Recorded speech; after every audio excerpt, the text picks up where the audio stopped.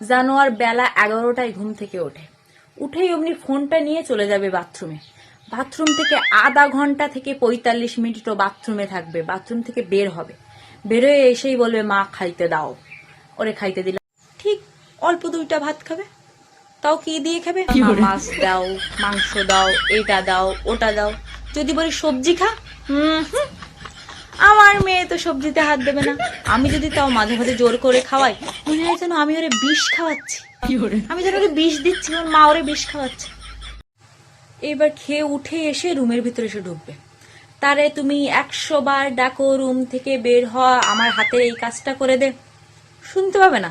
ফোনটা নিয়ে সারাদিন গুচগুচ গুচগুচ গুচগুচ গুচগুচ ওই ফোনের মধ্যেই পড়ে থাকবে।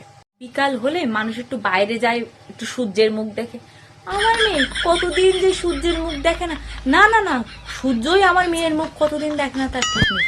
শুধু রুমের মধ্যে খাবার টেবিল, রুমের মধ্যে খাবার টেবিল, আর ফোনটা নিয়ে সারাদিন গুচগুচ গুচগুচ গুচগুচ গুচগুচ করতেছে। সন্ধ্যা পড়তে পারবে না, আমার মেয়ের নাকি কিসের খাবার ক্রেভিং ওঠে। এটা অর্ডার দাও মা, ওটা বানাই দাও, এটা করে দাও, ওটা করে দাও। কিন্তু তাকে যদি করতে বলো, আমার মেয়েটা করে খেতে পারবে না। তারা যদি তুমি বলো যা তুই এই জিনিসটা বানাই খা, আমার মেয়েটা উঠে বানাই খেতে দিতে পারবে না। বই, বই কি জিনিস আমার মেয়ের কাছে শুনে দেখো তো, ভুলেই গেছে বই কি জিনিস। বইয়ের নাম শুনলেই অমনি মা আমার মাথা ব্যথা করে, মা আমার পেট ব্যথা করে, মা আমার মাজা ব্যথা করে, মা আমার পা ব্যথা করে। বইয়ের নাম শুনলেই আমার মেয়ের জ্বর আসে, সারা রাত ফোনের ভিতরে যায়। মাঝে মাঝে বলি ফোনের ভিতরে ঢুকে যা, তুই ফোনের ভিতরে ঢুকে।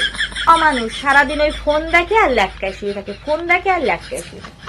ও মানুষটা আমি ছেড়ে দিয়েছি, ওর ভরসা আমি ছেড়ে দিয়েছি।